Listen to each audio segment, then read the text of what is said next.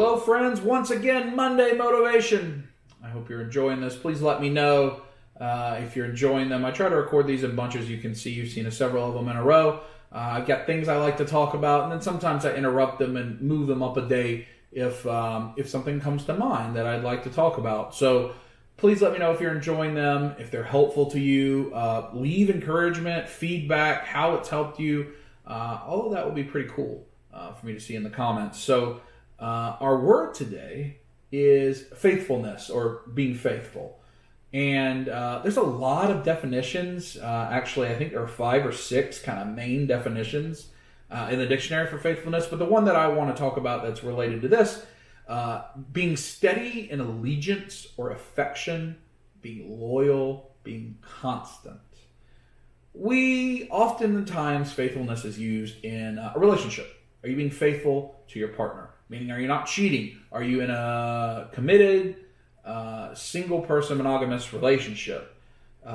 That's where we see that term a lot.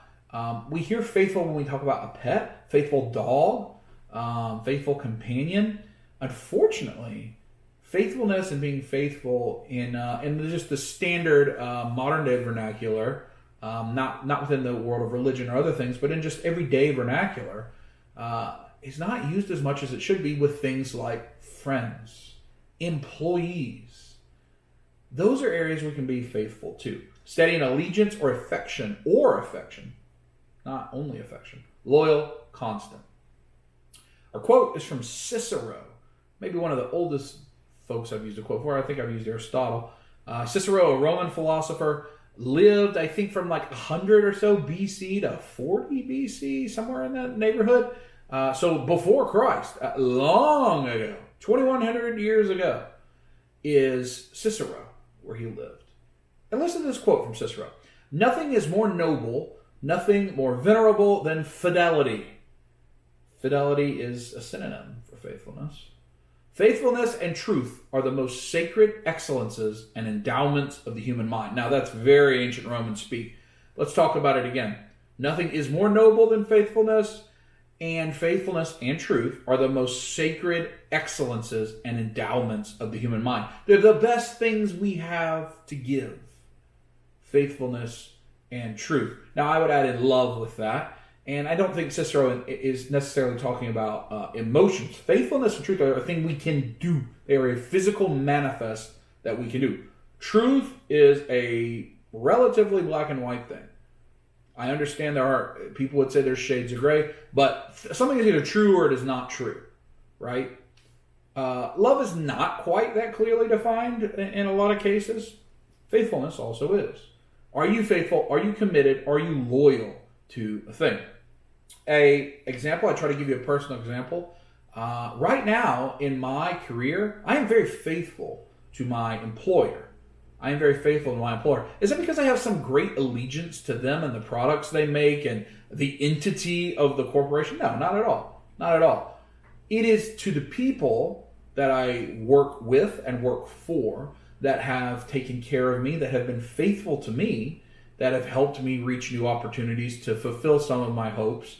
I'm faithful to them because they have invested into me and I want to invest back into them. I'm not actively looking to leave to find a new job. I want to be faithful. I think there's a certain nobility about being faithful, which Cicero says nothing is more noble. The days of my parents' generation where you'd go to work and you'd work at one place for your whole life, those are gone. A lot of the modern generation works 7, 8 different locations before they're 35 years old. They hop from one thing to the next, chasing the next thing. What are they chasing? I don't know. But I want to be faithful to my employer as long as they are returning that favor. Steady in allegiance, loyal, constant. I want to be someone they can trust and always be there. And that's an area like it's easy to talk about significant others and it's easy to talk about your family. But in other areas, are you a faithful friend? I was with one of my buddy's father-in-law recently, and he was talking to me, and he said, you're lucky if you have one friend, one faithful friend in your whole life. One. And he said, and as I was having this conversation, that the people he was talking to said, well, what are you talking about? I got 30 friends. Will they be there for you when you have nothing? Will they be there for you in your worst times? Will you share anything going on in your life with them? I bet I disqualified nearly all of them with those 3 questions. And that's true. But not for everybody.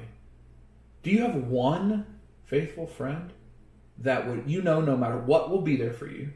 No matter what, will never turn their back on you. No matter what, you can tell them anything, and they'll help you. A faithful friend. Steady in allegiance, loyal, constant. Nothing is more noble. Are you that friend to somebody? Is there someone out there that calls you their faithful friend? I like to believe that I am. I like to believe there are a couple people that would call me that faithful friend. Now, there are a lot of people that you see on this video that I am good friends with. We spend lots of time together. They don't tell me everything. I'm not the one they're going to call if they're in desperate circumstances. But there are a couple that there are. And I take great pride in being that. And there are a couple that I have. And that doesn't mean there's anything wrong with the others. It just means you're lucky if you have one even truly faithful person in your life. Strive to be that person for somebody else. Think about your relationships. Think about who you could be that for. And your life will improve. Nothing is more noble than faithfulness. I hope you have a great week. Talk to you next time.